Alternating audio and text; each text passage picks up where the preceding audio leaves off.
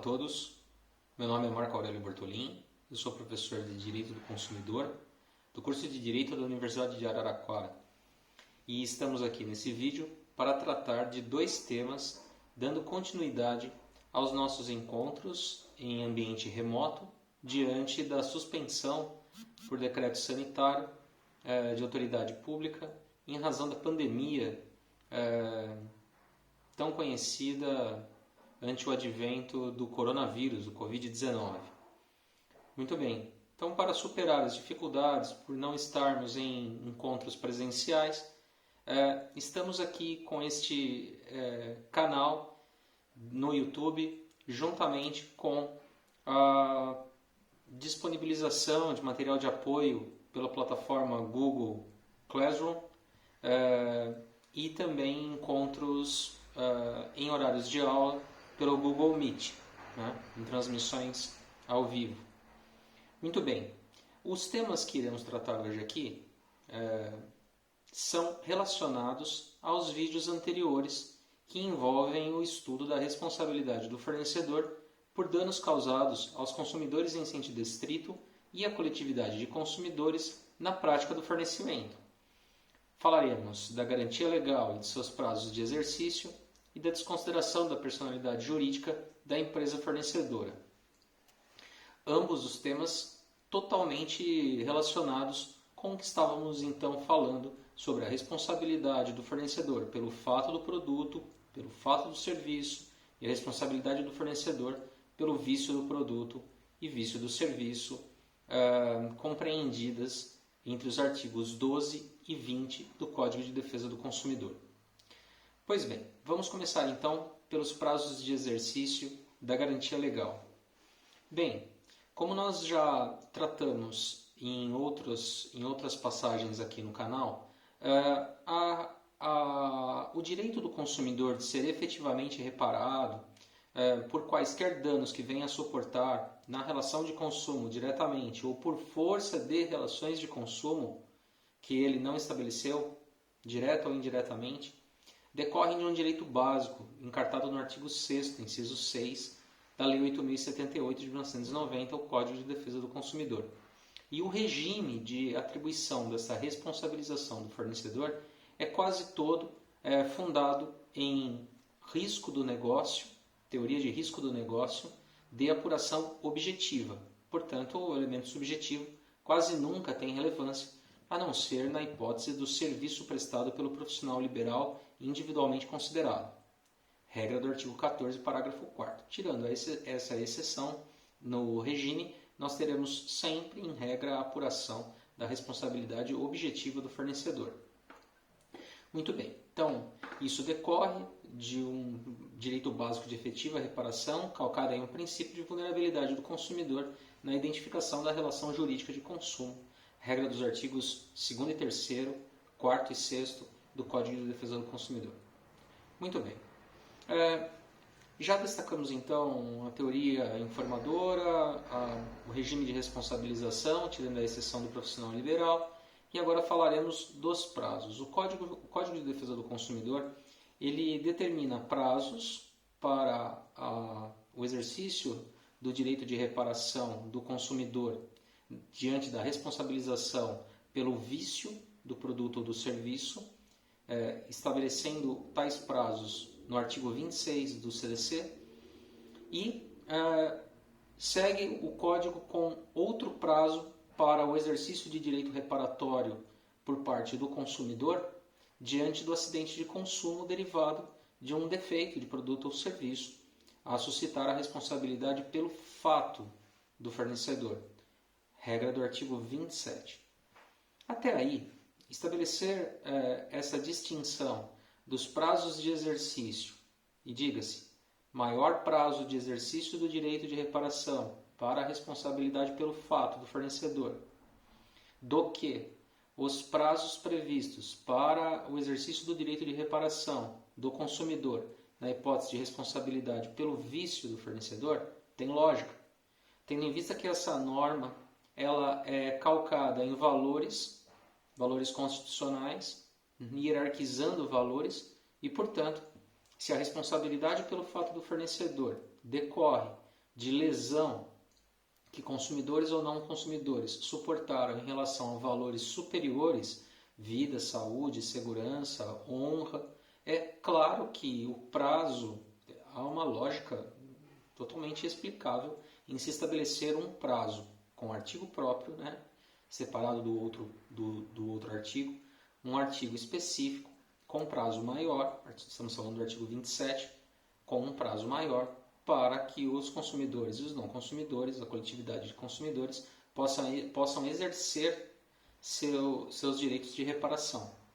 Regra do artigo 27, reservado para a responsabilização do fornecedor pelo fato do produto ou do serviço. E, em contrapartida, temos prazos menores se o direito do consumidor está focado em prejuízos que estão diretamente relacionados aos conteúdos econômicos da contratação, que estão circundando o conteúdo econômico da relação jurídica. Vícios de qualidade, quantidade ou informação que estão desvalorizando o elemento objetivo, produto ou serviço, ou, se não estão obrigatoriamente diminuindo seu valor, estão acarretando imprestabilidade para o fim a que ele normalmente se destinava. E aí então nós teremos prazos menores para essa reparação do consumidor. E estes prazos estão no artigo 26. Então, em relação a essa localização de prazos em artigos diferentes, eles se explicam em razão desta necessidade de tratar fato e vício separadamente no CDC. Pois bem,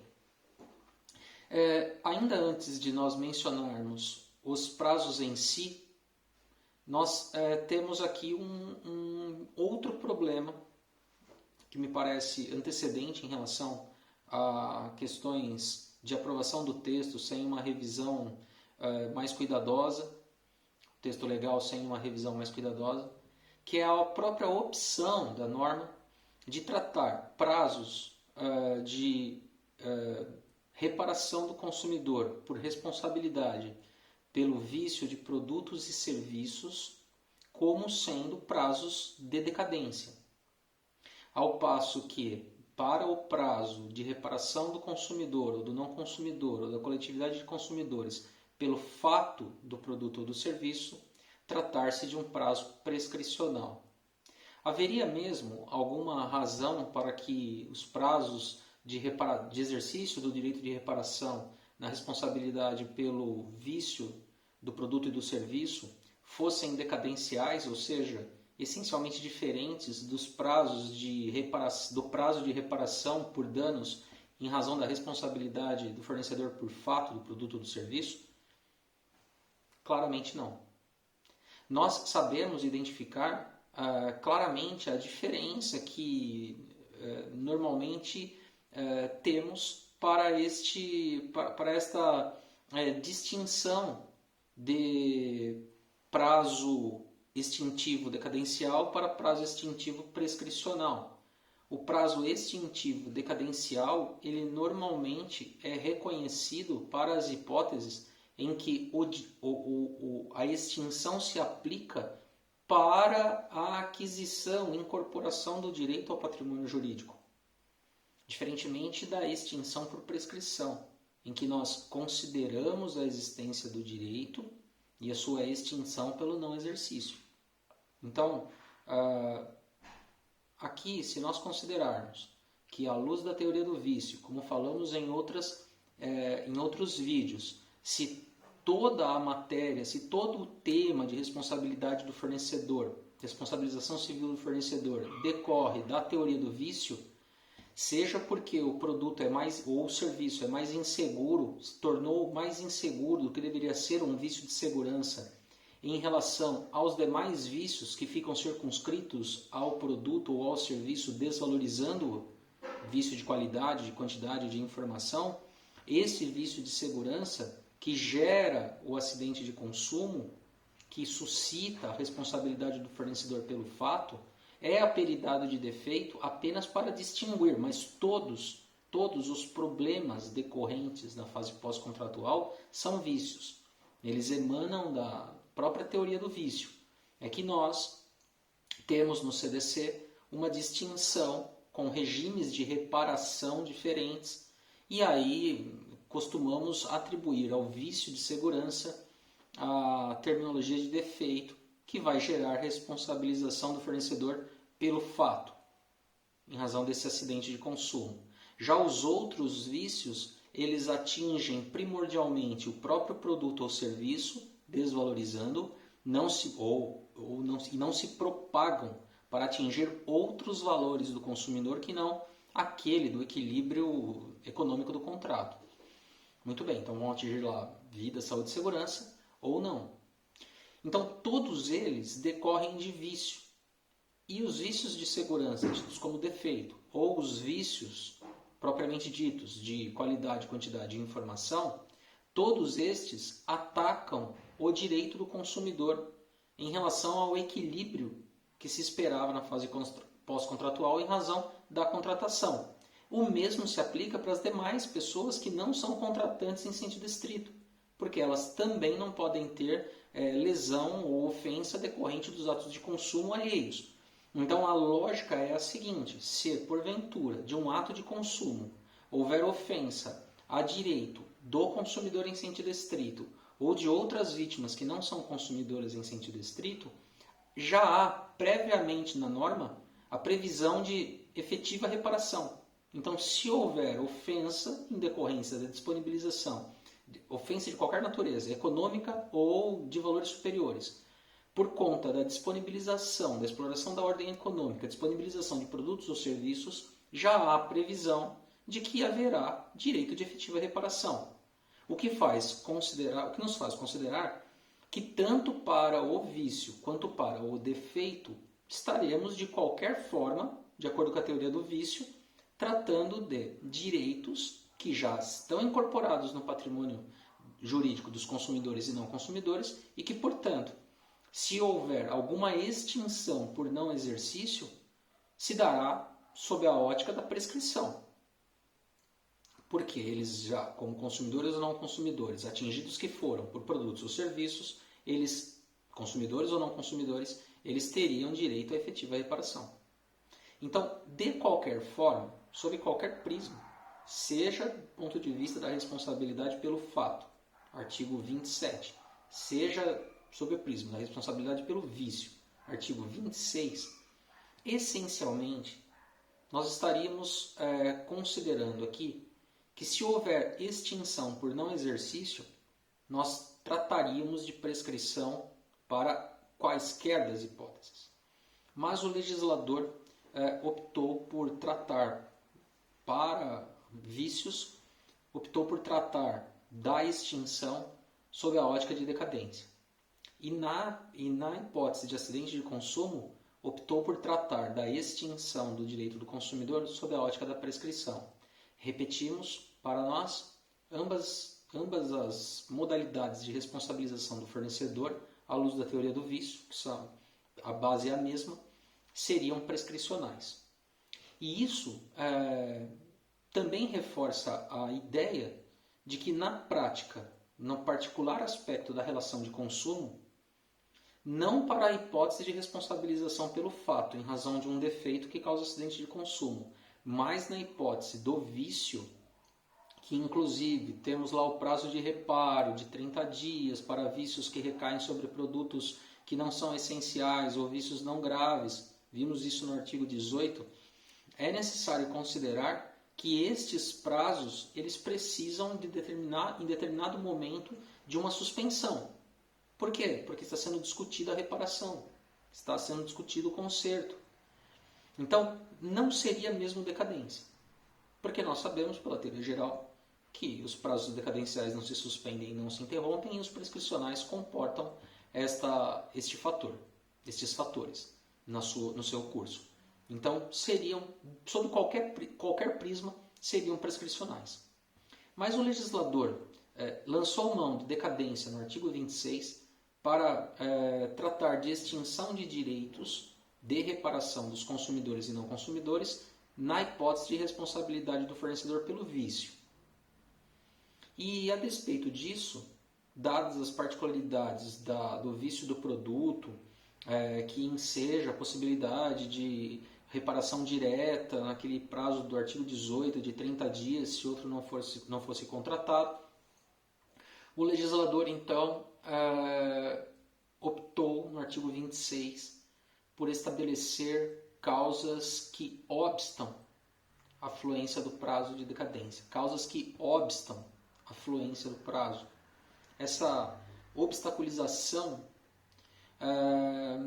também era incerta, porque no campo da prescrição nós estamos acostumados a tratar, nos mais variados ramos do ordenamento jurídico, de causas que suspendem o prazo de um ponto até determinado ponto temporal, ou causas que interrompem o prazo e que, portanto, são de ocorrência única. Com o advento da causa interruptiva, o prazo volta a correr, e com o advento da causa suspensiva, aquele curso até um determinado momento permanece, ele paralisa e depois de algum tempo ele volta a correr pelo remanescente. Então, causas de interrupção, causas de suspensão. Agora, estas causas do artigo 26, parágrafo 2º, elas obstam a fluência do prazo decadencial, que já é estranho porque os prazos decadenciais, em regra, eles não se suspendem e não se interrompem. Mas identificando no inciso 1, no inciso 2 do parágrafo 2º do artigo 26, nós vamos realmente notar que, para identificar se é realmente se são causas interruptivas ou suspensivas, nós vamos notar que nestes incisos do parágrafo 2º do artigo 26 há um momento inicial e há um momento final desta obstaculização, seja pela formulação da reclamação do consumidor ao fornecedor por conta de um vício, até a resposta do fornecedor, mesmo que não seja de aquiescência ao conserto, da formulação da reclamação até a resposta, e isso pode se dar inclusive em um órgão administrativo de proteção como o PROCON, desde a formulação até a resposta. É lógico que a ciência da reclamação tem que ser dada de maneira inequívoca. Ou então, na esfera da tutela coletiva, desde a instauração do inquérito civil no âmbito do Ministério Público até a conclusão do inquérito civil. E aí nós temos, seja na tutela individual, com a reclamação do consumidor até a resposta do fornecedor, seja na tutela coletiva, com a instauração do inquérito civil até a conclusão do inquérito civil, nós temos um início da causa e um término da causa de obstaculização, o que parece claramente ser hipótese de suspensão, tanto no inciso 1º quanto no inciso 2 do parágrafo 2º do artigo 26. Então, são causas que obstam suspendendo, né? Geram suspensão.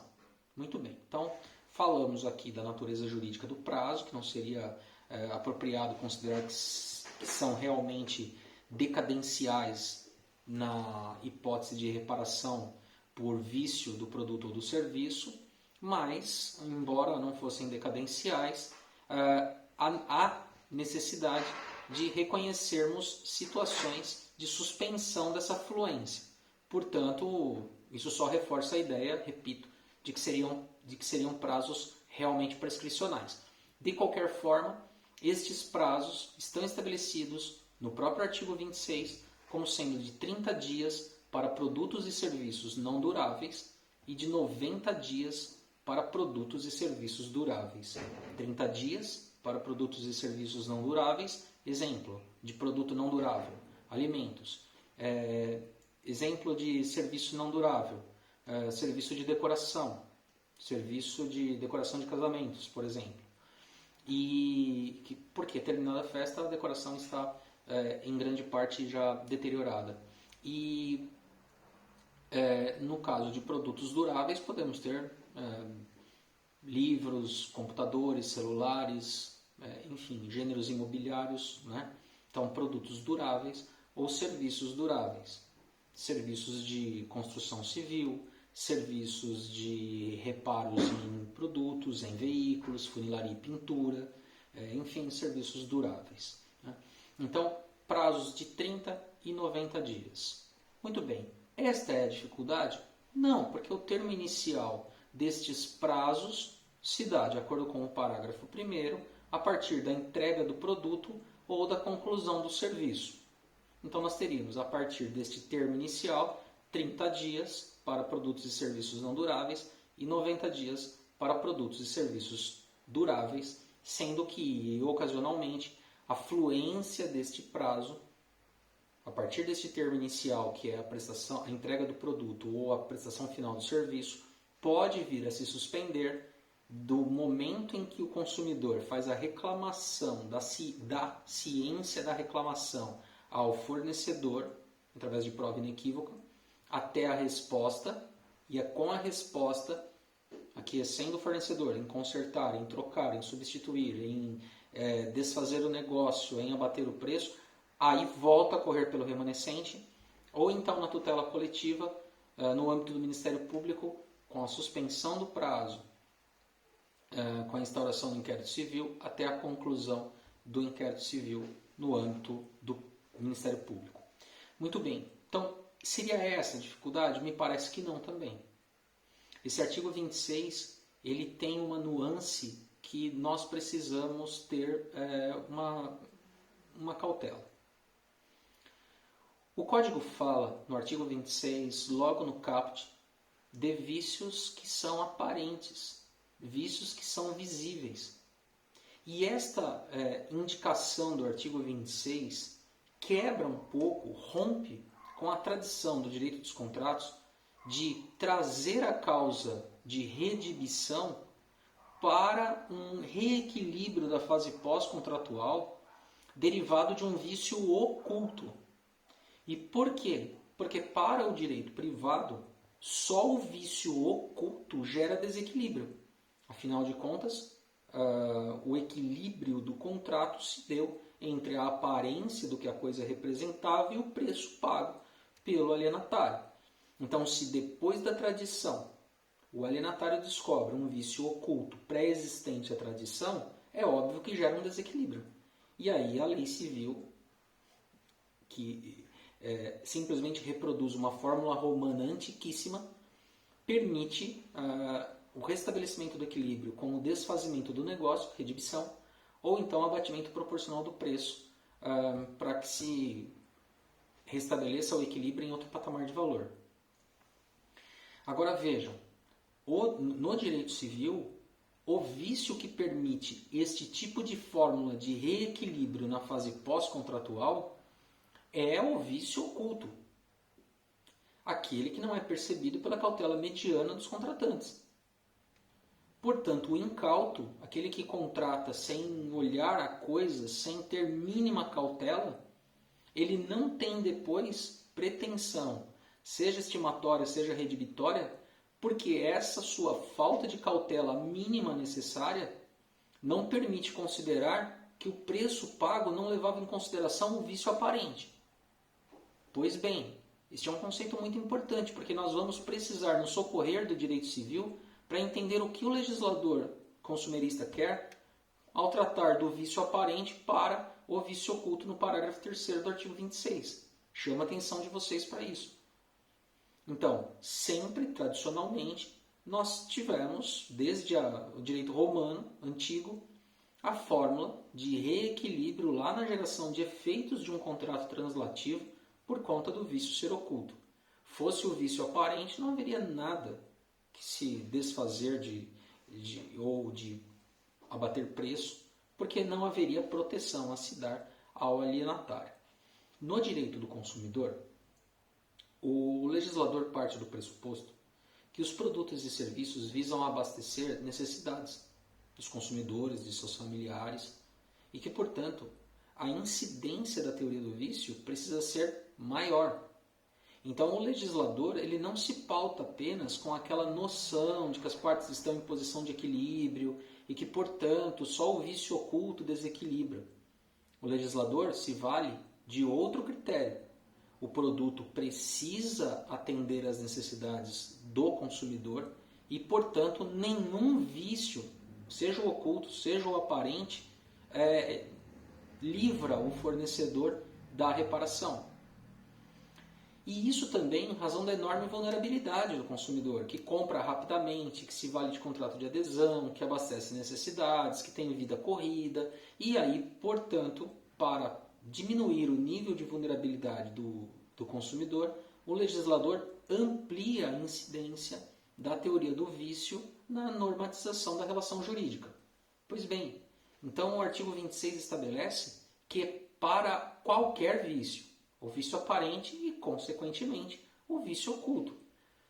Existe alguma diferença entre o vício oculto do parágrafo 3º do artigo 26 em relação ao tratamento jurídico do artigo 445 do Código Civil, que trata de dois tipos de vícios ocultos?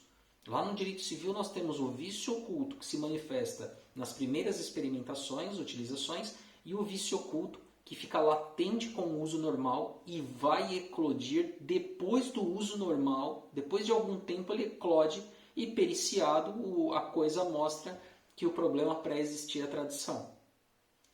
Olhando a singeleza do artigo 26, parece que nós temos apenas o tratamento do vício aparente no caput, do vício claro, manifesto, e que para o vício oculto haveria apenas a modificação do termo inicial.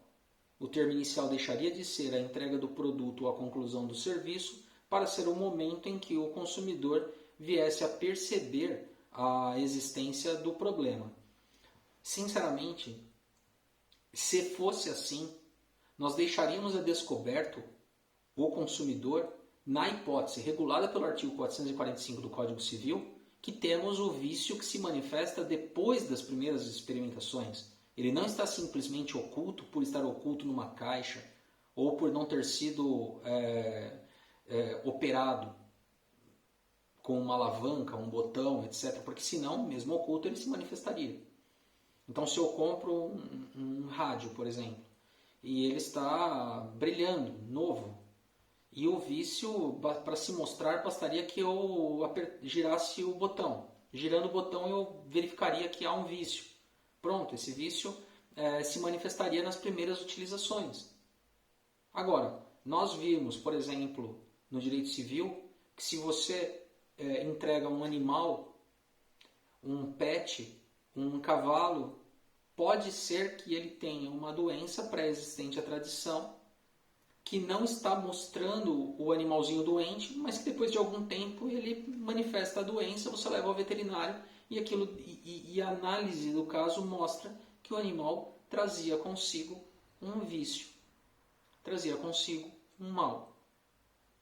Então, se nós pensarmos na estrutura do artigo 26, nós não poderíamos ter uma estrutura mais singela do que a própria do Código Civil.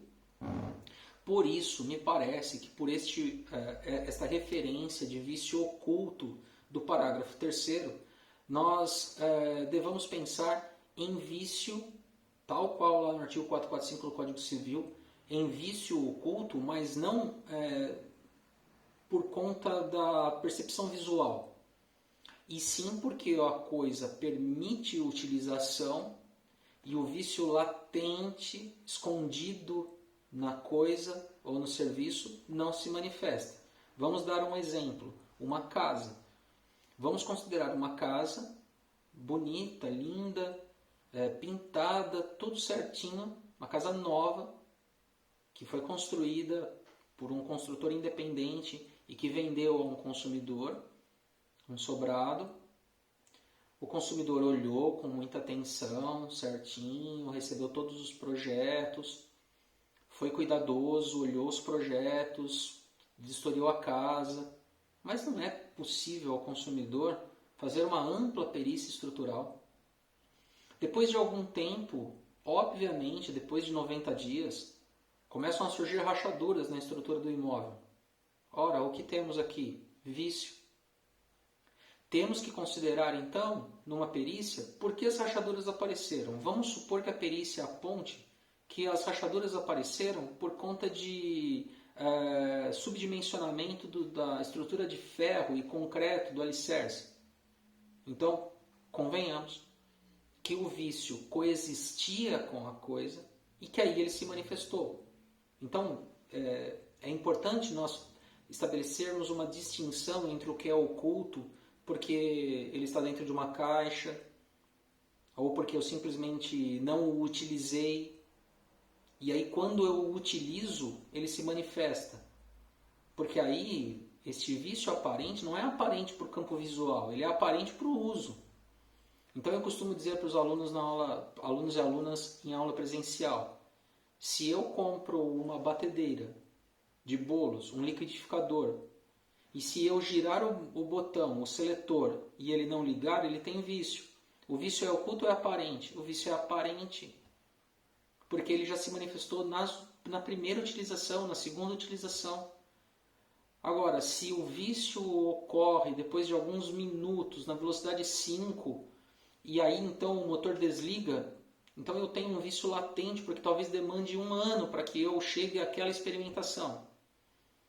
Aí talvez algum amigo que esteja assistindo vá dizer, mas isso é um vício adquirido. Não, porque o que vai dirimir se é um vício adquirido pelo desgaste ou se era um vício oculto que ficou latente na coisa é a perícia. Se a perícia demonstrar, olha, este problema sempre esteve na coisa, nós teríamos então um deslocamento do termo inicial, como temos lá no artigo 445 do Código Civil. Aí nós trabalhamos com 30 e 90 dias, também com as causas obstativas, que são suspensivas, né? Tem claramente natureza, perfil suspensivo, só que com o deslocamento do termo inicial. Deixa de ser o da entrega do produto ou a conclusão do serviço para a identificação do vício. E aí com isso encerramos o artigo 26 e vejam como é interessante, é um artigo todo peculiar que demanda realmente um cuidado na análise. O artigo 27 é o artigo que trata do prazo extintivo do direito de reparação do consumidor para a hipótese de responsabilidade pelo fato, né, do fornecedor. Seja de produto, seja de serviço, tanto faz. E aí o prazo deixa de ser este prazo exíguo do artigo 26, 30 e 90 dias, e passa a ser o de 5 anos. Então o consumidor tem o direito de ser reparado, e o prazo de exercício desta garantia legal que emana de todo produto e serviço disponibilizado é o de 5 anos, contados do conhecimento do dano e da autoria, quem foi o seu responsável. Onde está eventual problema no estudo deste prazo? Está no parágrafo único. Porque no parágrafo único do artigo 27, nós tivemos um veto. Este veto presidencial ele foi adequado porque o texto que foi encaminhado à sanção do presidente da República tinha um problema de remissão ao artigo anterior, ao artigo 26. O parágrafo único, na sua redação original do artigo 27, previa ou queria prever a incidência das mesmas causas suspensivas, obstativas do parágrafo 2º do artigo 26. Queria, mas a remissão que o legislador fez foi em erro ao parágrafo 1º, que não tratava de nenhuma causa suspensiva de prazo. Portanto, o presidente se viu obrigado a vetar, né? E o fez corretamente. Então, na mensagem de veto fica evidente que se o presidente aponta o equívoco de remissão ao número do parágrafo do artigo 26, foi necessário vetar.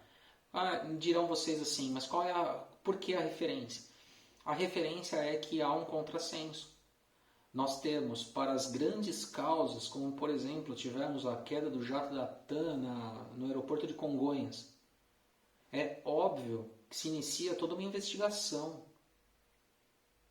por conta da agência que regula a aviação civil, a aeronáutica. Então, é importante, no âmbito da tutela coletiva, que nós tenhamos uma segurança para que depois do inquérito civil possamos ter, talvez, né, como nesse exemplo perfeitamente possível, tutela coletiva, né, em razão dos danos de mesma origem. Então, identificamos ali hipótese categórica de direitos homogêneos de mesma origem, de origem comum, que são tutelados coletivamente. Então é evidente que as causas obstativas de fluência do prazo do artigo 26 no parágrafo 2º, elas se explicariam muito melhor lá para o artigo 27, que trata da responsabilidade pelo fato, porque pode envolver um consumidor isoladamente, mas pode envolver um número grande de consumidores. Temos agora o caso da bebida no estado de Minas Gerais, de um determinado produto, de uma bebida, de uma empresa, e a investigação está correndo para saber como que se deu a intoxicação e etc. Então é óbvio que o resultado final da aprovação do texto e da sanção e veto do presidente da República, o resultado final do CDC, nesta parte de prazos de exercício de reparação, de direito de reparação na tutela individual e na tutela coletiva, o resultado final é um tanto quanto complicado, porque nós temos prazos decadenciais de reparação por vícios, prazos curtos com causas de suspensão, e nós temos lá na responsabilidade do fornecedor pelo fato, que pode sim atingir um consumidor, mas pode atingir regionalmente ou nacionalmente um número indeterminado de pessoas. Para aquele prazo, nós não temos até hoje a incidência, a remissão correta, a correção da redação do artigo 27 e, portanto, temos apenas o prazo de 5 anos, que parece ter restado confortável. E, portanto, não houve incômodo até hoje de corrigir o problema de remissão numérica que havia no parágrafo único do artigo 27. Mas é um contrassenso, porque nós temos um prazo que vai tutelar valores bem superiores aos direitos atingidos no vício do produto ou do serviço. Bem, então eram essas as considerações que eu tinha a fazer, sempre lembrando, né, que no vídeo anterior comentamos que a garantia legal que emana da circulação de produtos e serviços que enseja a reparação do consumidor não comporta, né, nenhum tipo de exclusão contratual, nem no contrato de adesão, nem no contrato paritário, na relação de consumo, e não é possível também o fornecedor se eximir da responsabilidade, né, por cláusula contratual. Então, haverá sempre a garantia legal, independentemente de garantia contratualmente firmada entre as partes. O contrato acessório de garantia, que é tratado lá no artigo 50 do CDC de forma bastante simples. Então, a garantia legal tem seus prazos de exercício que precisam ser bem operados pelos profissionais de direito. Senão haverá extinção, né, do direito do consumidor.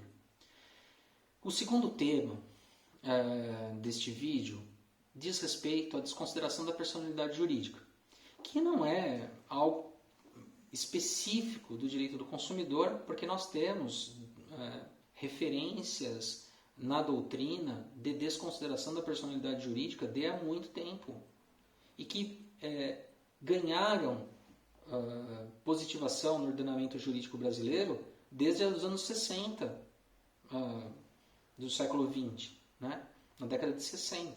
Então, não é um tema que é específico de direito do consumidor, mas o artigo 28 do CDC, que trata da desconsideração da personalidade jurídica da empresa fornecedora para permitir a reparação do consumidor por eventuais danos suportados pelo consumidor ou pela coletividade de consumidores, e aí é bastante importante a incidência deste instituto de direito no microsistema do CDC, porque justamente visa tornar efetiva a reparação dos direitos dos consumidores em geral, seja do consumidor individual, seja da coletividade de consumidores, seja das vítimas. É evidente que a desconsideração, aqui no caso, está focado não numa regra de equilíbrio contratual, de credor que vai buscar ressarcimento, mas sim de efetiva reparação. O consumidor aqui, tido como elo indispensável da cadeia econômica, reconhecido assim na Constituição Federal, tem na defesa do consumidor um princípio que é orientador de toda a atividade econômica. Então é evidente que na relação de consumo a possibilidade de desconsideração da personalidade jurídica para permitir a efetiva, para usar a referência do artigo 6º, inciso 6 do CDC, a efetiva reparação, a desconsideração da personalidade jurídica da empresa fornecedora, mais ainda se justifica. Muito bem. Então, qual é o grande detalhe deste dispositivo? Como eu disse, o detalhe a destacar aqui do artigo 28 é que ele é um autêntico paradigma no ordenamento jurídico brasileiro. E por quê? Pelo seguinte, o artigo 28 do CDC, ele quebra a estrutura tradicional de tratamento jurídico de desconsideração em nosso ordenamento. E por quê? Porque ele reúne a um só tempo aspectos de natureza subjetiva e objetiva da teoria maior da desconsideração e, ao mesmo tempo, encampa a causa genérica da teoria menor da desconsideração. Então, realmente, o artigo 28 representou uma quebra de paradigmas, pois, depois do advento do Código de Defesa do Consumidor, nós tivemos outros textos normativos que foram se incorporando ao Código Tributário Nacional e ao Código de Defesa do Consumidor, e esses outros textos normativos, eles não seguiram obrigatoriamente a lógica do CDC. Ora, basearam-se na teoria maior, ora, basearam-se na teoria menor. Então, evidentemente que falar que o artigo 28 do Código de Defesa do Consumidor é realmente único e, ao mesmo tempo, paradigmático, é acertar em cheio. Porque nós temos realmente um dispositivo ímpar no ordenamento ao reunir as causas de teoria maior, subjetiva e objetiva, e de teoria menor. Vamos falar um pouquinho sobre isso. E por que queremos justificar? Porque, ao tempo da entrada em vigor do CDC, é claro que um artigo de lei com tal abrangência quebrava a lógica doutrinária do que se tinha como cabível, justificável em torno de desconsideração de personalidade jurídica. E por quê? Porque a desconsideração de personalidade jurídica, de pessoa jurídica, ela tinha obrigatoriamente uma motivação. Não fosse uma motivação específica por atos fraudulentos dos detentores da gestão de sociedades empresárias, não haveria por que quebrar um autêntico princípio de separação das personalidades jurídicas da empresa em relação à personalidade jurídica dos seus sócios. E longe aqui de se fazer qualquer crítica em relação a isso, nem poderia, é o inverso.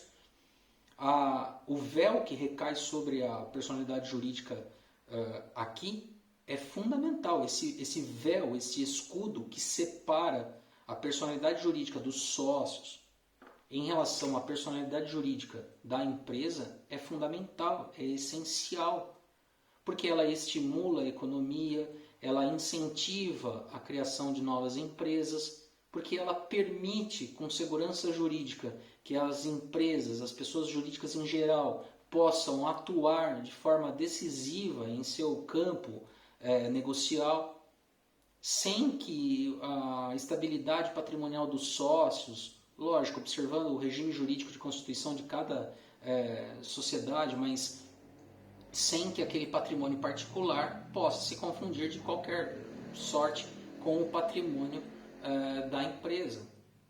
E a empresa, como ente moral, tinha realmente que receber por empréstimo o conceito de personalidade jurídica da pessoa natural, tinha que receber mesmo esse empréstimo para permitir a perenização, a eternização da atividade, de forma a suplantar, seja a vida humana, seja para arregimentar capital. Então é evidente que a distinção das personalidades jurídicas é algo incrível, fenomenal, indispensável. O problema é que, a par dessa razão altamente justificável, um autêntico princípio, essa distinção gerou desvirtuamento. Então, com base na distinção de personalidades jurídicas, vez ou outra começamos a perceber ao longo da evolução aqui do final do século XIX e século XX que alguns maus empresários usavam dessa distinção para realmente provocar danos a outrem, a terceiros, a outros contratantes, e seja desviando-se da finalidade negocial, seja confundindo patrimônio, seja alterando a finalidade do estatuto, atuando em contraposição à lei ou ao estatuto social, repito, ou com desvio de finalidade ou com confusão patrimonial, fatores subjetivos. Seja então encerrando a atividade sem fazer jus aos negócios e contratos que tinha firmado, seja mesmo com a falência, insolvência, critérios objetivos, encerramento de atividade, inatividade, falência, insolvência, critérios objetivos. Mas todos eles, seja os fatores subjetivos, sejam eles fatores objetivos, geravam uma causa explicável para, lá no direito privado, lá no direito tributário, lá na ordem, na lei que trata de crimes contra a ordem econômica e agora a lei concorrencial, seja agora no direito civil, sobretudo com a redação que lhe deu a lei que instituiu a Declaração de Liberdade Econômica, a nova redação do artigo 50 do Código Civil, enfim, nessas várias referências, nós encontramos quase sempre a adoção da teoria maior. Por quê? Porque a teoria maior ela é afinada a toda a teoria que sustenta excepcionar a distinção da personalidade jurídica da empresa em relação à personalidade jurídica de seus sócios.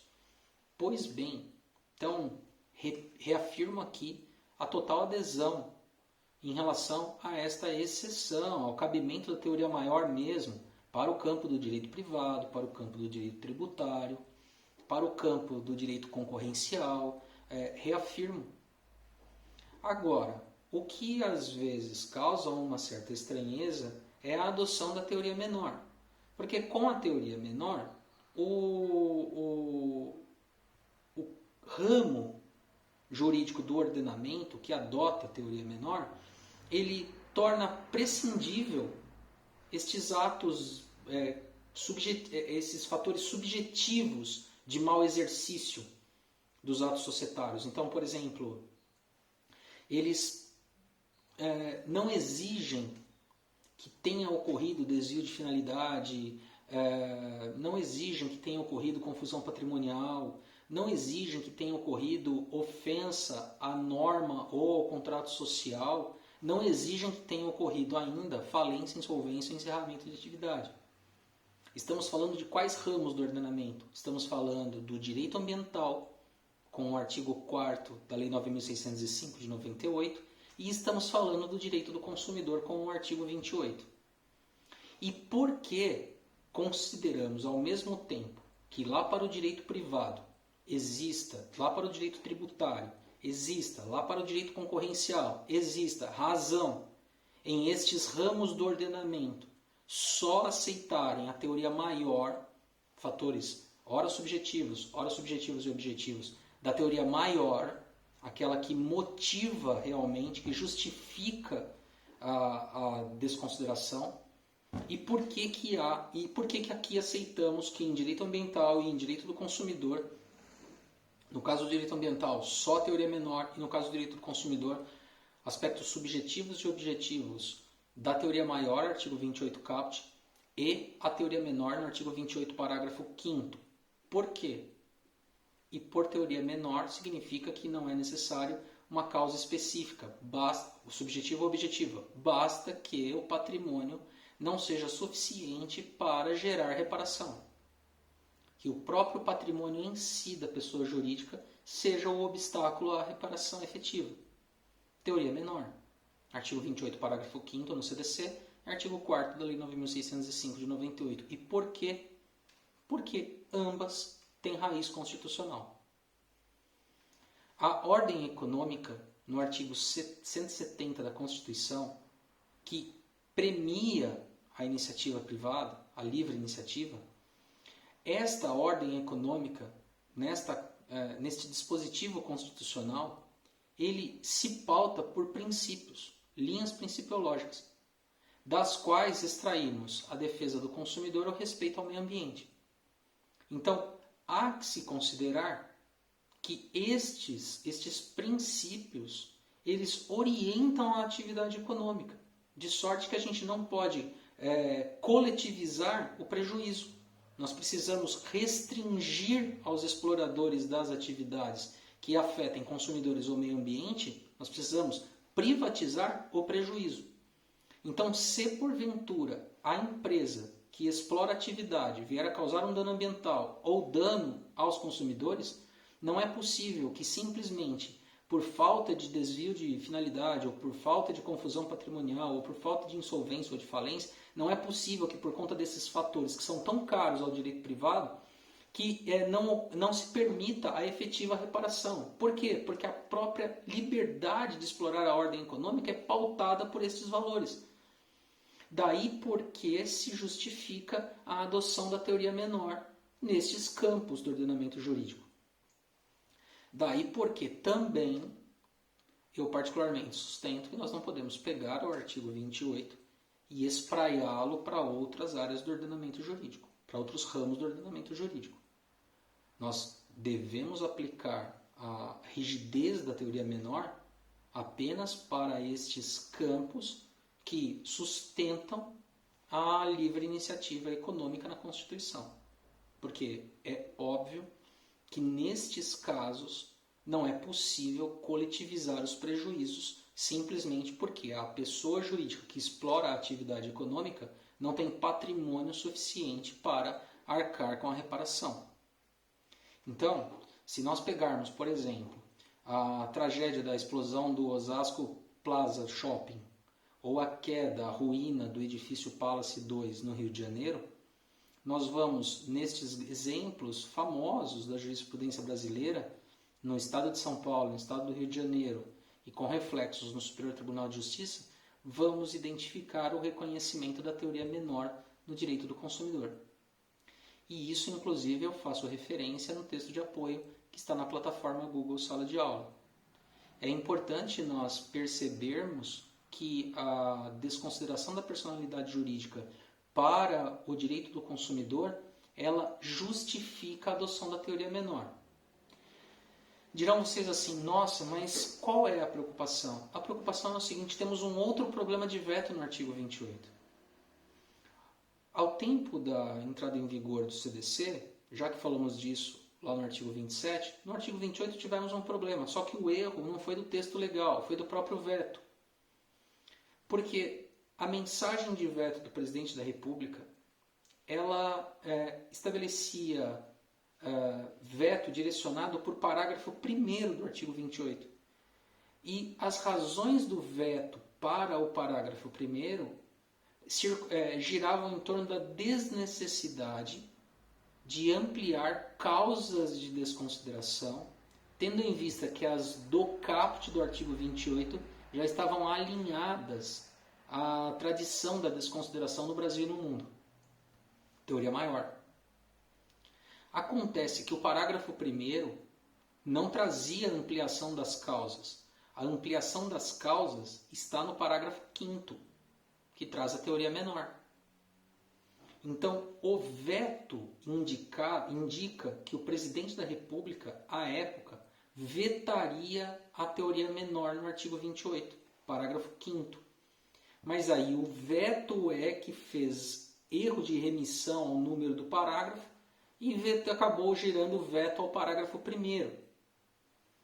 Este veto não foi derrubado e, consequentemente, o texto foi publicado já com a parte vetada. O parágrafo 1º falava sobre os sócios, o acionista, o controlador, o sócio-gerente, ou seja, quem receberia a incumbência de arcar com a responsabilização após a desconsideração, e esse artigo não trazia nenhuma ampliação das causas da teoria maior do caput do artigo 28, portanto ficou assim uma impressão de que o parágrafo 5º tinha nascido com uma letra morta, porque era para ter sido vetado, mas na verdade a jurisprudência mostrou que não, né? Se justificava sim, a meu ver, a adoção da teoria menor em razão da raiz constitucional, que mais tarde seria inclusive acompanhada, né, anos depois, 8 anos depois, com a Lei 9.605, que tratou da matéria ambiental. E também com a mesma raiz, né, acerca da noção de coletivização do dano ou particularização do dano, né, como derivação do risco da atividade. Há ainda um outro aspecto no artigo 28. O artigo 28, ele traz nos parágrafos segundos, parágrafos que sobraram, o 2º, o 3º e o 4º, regras de ampliação do regime de responsabilização. Ele traz uma responsabilização nos parágrafos 2º e 3º objetiva para empresas que não causaram o dano aos consumidores. Causa uma certa estranheza a leitura rápida, porque nós vamos ver ali que em agrupamentos societários, em que há controle de uma empresa em relação a outra empresa, quando esta empresa controlada causa dano e ela não tem patrimônio suficiente para fazer jus à reparação do consumidor ou da coletividade de consumidores, o artigo 28 vai estabelecer no parágrafo 2º uma responsabilidade subsidiária da controladora.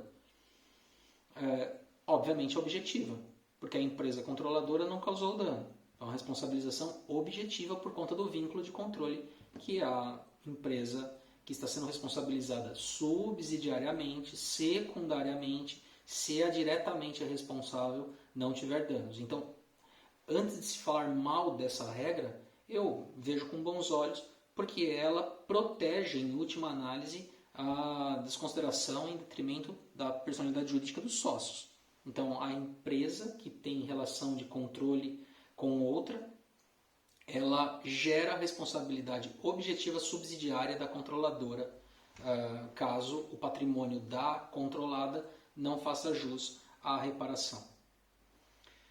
No parágrafo 3º, nós temos a figura dos consórcios de empresas. E aí, op leges, a previsão de solidariedade das empresas integrantes do consórcio por danos que uma delas venha diretamente a causar.